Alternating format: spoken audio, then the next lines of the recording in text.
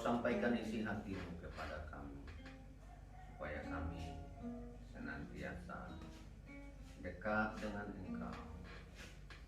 Terima kasih Bapa, berbicara, kami siap mendengarnya dalam nama Tuhan Yesus. Haleluya, amin. Shalom kepada seluruh rekan sahabat,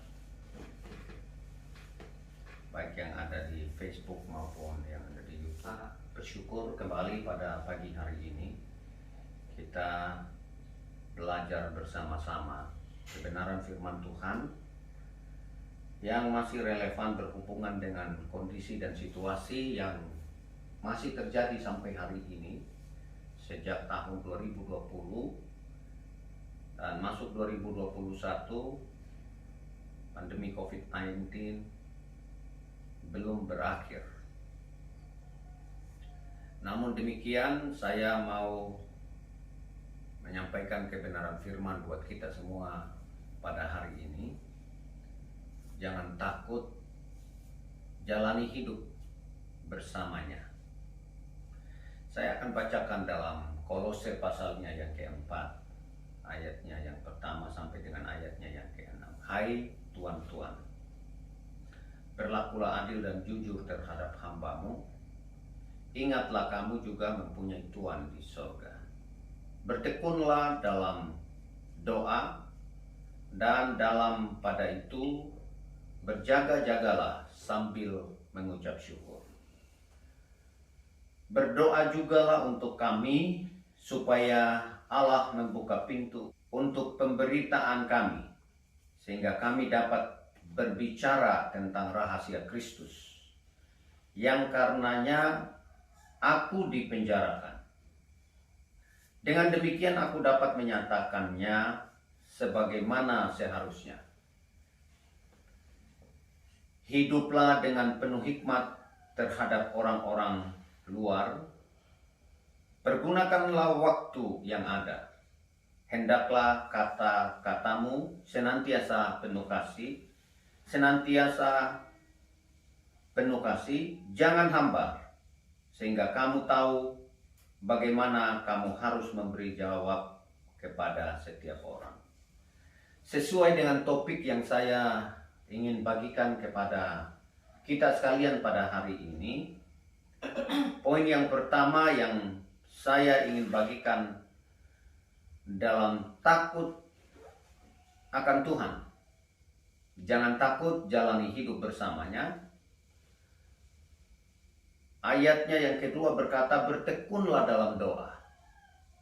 Supaya Anda dapat jalani hidup bersama Tuhan tanpa rasa takut, maka kita harus bertekun dalam doa.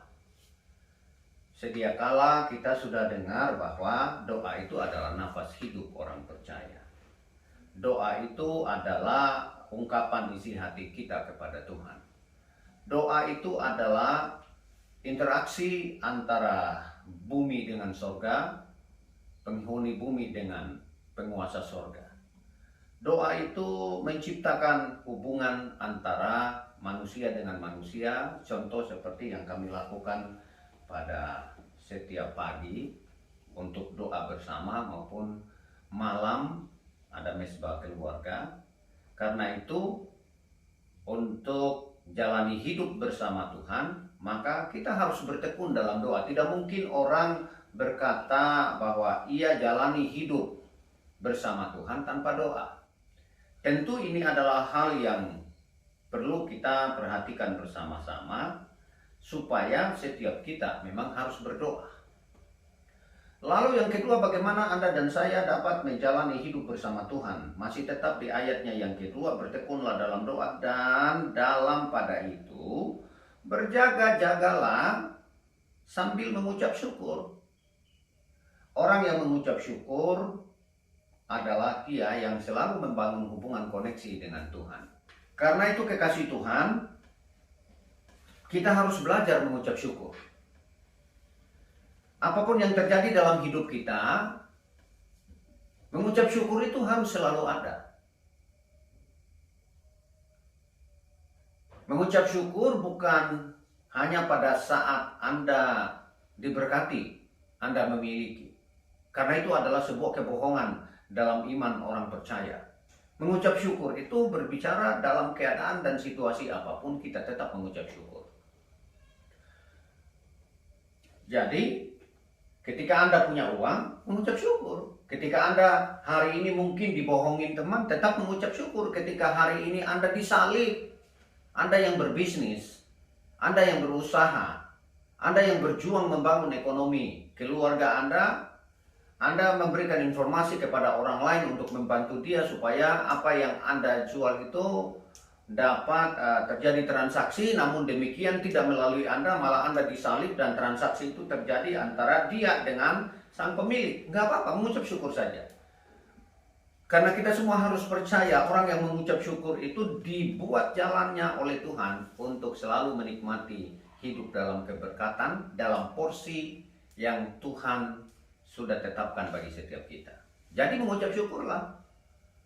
Mengucap syukur ketika keadaan dan situasi sedang langgeng, sedang bagus, sedang dinikmati indah dan menarik. Tapi mengucap syukur juga seperti kondisi yang sedang terjadi sekarang ini di dalam dunia secara menyeluruh.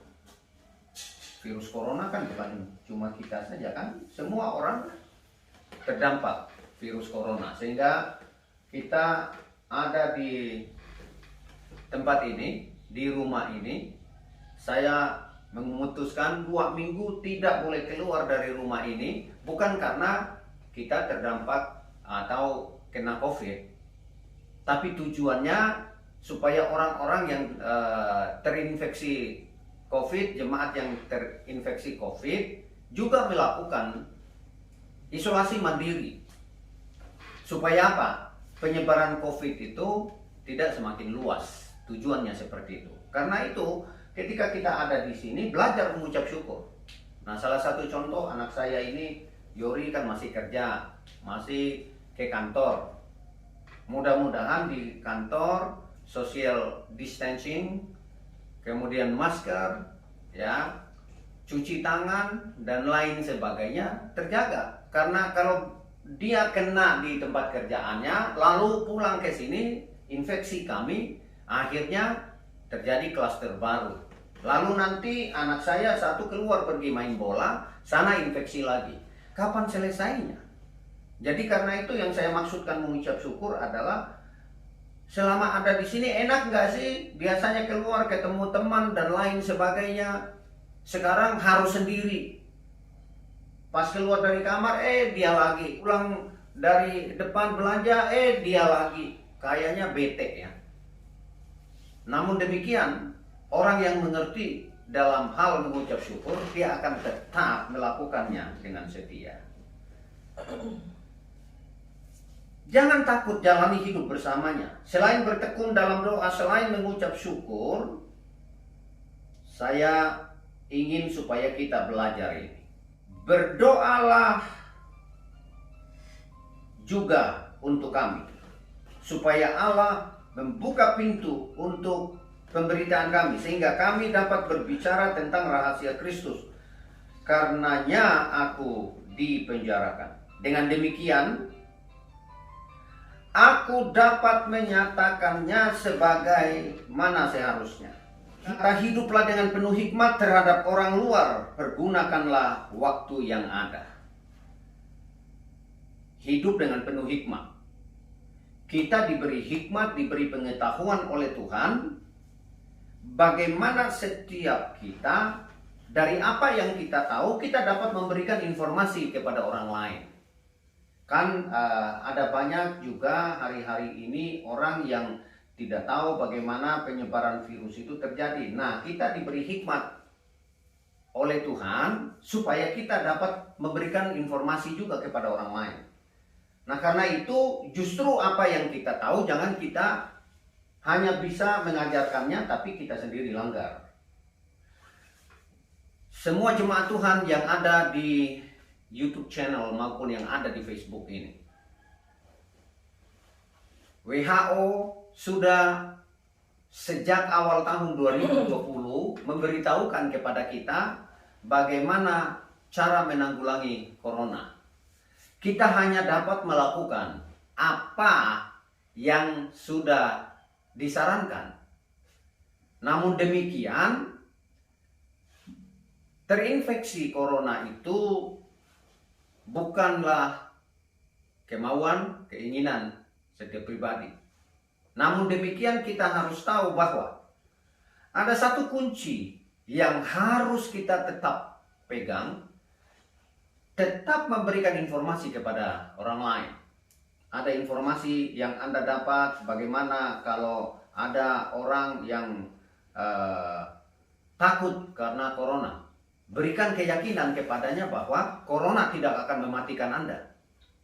Dan sudah saya selalu sampaikan, ada beberapa contoh, ada orang yang terinfeksi corona dan mereka sembuh. Kenapa? Karena salah satu kekuatan adalah ketika dia percaya Tuhan mampu mengobatinya. Karena dia adalah tabib di atas segala tabib. Dan akhirnya orang sembuh. Ini bukan kebohongan. Ini kisah nyata. Dan kita harus percaya. Tuhan memberikan hikmat kepada kita untuk juga dapat mengingatkan orang mengenai bagaimana orang lain terinfeksi. Beritahukanlah berapa banyak pun yang Anda tahu supaya orang lain mengerti. Terus bagaimana untuk melakukan penjagaan virus corona menginfeksi kita supaya tidak masuk sampai ke paru-paru. Makanya disarankan minum teh hangat, lalu teteskan minyak kayu putih 3 tetes, minum air jahe, dan seterusnya. Itu kan hikmat, pengetahuan yang Tuhan berikan kepada kita. Jadi sebenarnya jalani hidup bersama Tuhan itu mudah. Hanya ada banyak orang yang justru kadang Tuhan berikan hikmat pengetahuan kepadanya, tapi hikmat itu lebih kepada mengandalkan pikiran dan kekuatannya sendiri. Tapi lupa bahwa Tuhan memberikan hikmat pengetahuan kepada kita. Namun demikian kita harus tetap mengandalkan Dia. Kekasih Tuhan, jangan takut, jalani hidup bersamanya. Bertekun dalam doa, bersyukur, miliki hikmat dan pengetahuan. Dan yang keempat, pergunakan waktu yang ada dengan baik. Ada banyak orang yang menyia-nyiakan waktu, padahal waktu itu sangat berharga. Orang yang dekat dengan Tuhan, di masa-masa seperti sekarang ini, dia akan pergunakan waktu dengan baik. Apa itu? Datang bangun hubungan dengan Tuhan, baca firman, lakukan firman, interaksi dengan orang lain dengan cara selalu memberikan kekuatan, pengajaran kepadanya, mengingatkan dia, jangan takut, Tuhan bersama kita, Dia mampu untuk membebaskan kita dari corona yang menginfeksi kita. Jadi, jemaat yang dikasihi Tuhan, dimanapun Anda berada, Anda terinfeksi corona, saya sudah sampaikan baik di mimbar gereja, dan hari ini saya ingatkan kembali. Saya dan istri sudah mengalami infeksi corona. Namun demikian, waktu itu kami tetap melakukan aktivitas bergereja. Setiap minggu tetap ada ibadah. Dan kami buktikan bahwa tidak ada jemaat yang terinfeksi. Kenapa? Karena social distancing, kemudian pergunakan masker. Waktu biasanya shake hand, sekarang cuma merunduk dan saling menghormati satu dengan yang lain. Cuci tangan, semprotkan disinfektan, semua aman. Dan anak-anak kami, empat-empatnya sampai hari ini negatif. Kami sama-sama kok hidup. Dan puji Tuhan, tanggal 16 yang lalu, saya berangkat ke Kalimantan Selatan. Tanggal 15 siang, saya antigen, antivirus antigen. Diperiksa dan negatif. Saya berpikir bahwa surat antigen itu berlaku 14 hari. Tapi ternyata waktu hari Selasa sore saya pulang, Bapak Ibu tahu, itu surat antigen yang negatif tidak berlaku lagi karena saya harus periksa antigen ulang karena dia hanya berlaku 24 jam. Dan saya periksa antigen di Kalimantan Selatan. Hasilnya juga negatif. Sampai hari ini anak-anak kami negatif. Kenapa? Karena satu, tetap percaya kepada Tuhan. Yang kedua, Anda dan saya harus lakukan semua protokoler kesehatan. Jadi kekasih Tuhan, Anda dan saya ini ayo pergunakan waktu-waktu yang ada hari-hari ini untuk dekat dengan Tuhan. Berdoa, baca firman, berbagi informasi kepada orang lain. Karena itu akan menjadi berkat buat orang lain. Ayatnya yang ke-6. Hendaklah kata-katamu senantiasa penuh kasih, jangan hambar. Sehingga kamu tahu bagaimana kamu harus memberi jawab kepada setiap orang. Dalam hidup ini kita butuh yang namanya ketenangan. Apa-apa hadapi dengan tenang. Tidak usah gegabah. Nggak usah terlalu memaksakan diri. Tapi yang pasti yang saya ingin sampaikan kepada setiap kita bahwa hal jalani hidup bersama Tuhan itu bukan hanya sekedar penting, tapi sebuah keharusan yang harus dimiliki oleh orang-orang percaya kita-kita ini. Anda yang ada di rumah, Anda yang melakukan aktivitas setiap hari sebagai anak-anak Tuhan, kalau Anda tidak menjalani hidup bersamanya, maka itu sebuah kebohongan dalam hal iman. Jangan takut jalani hidup. Bagaimana jalani hidup? Tetap berdoa, bersyukur, pergunakan pengetahuan hikmat yang Tuhan berikan kepada Anda untuk memberikan informasi kepada yang lain. Pergunakan waktu dengan baik.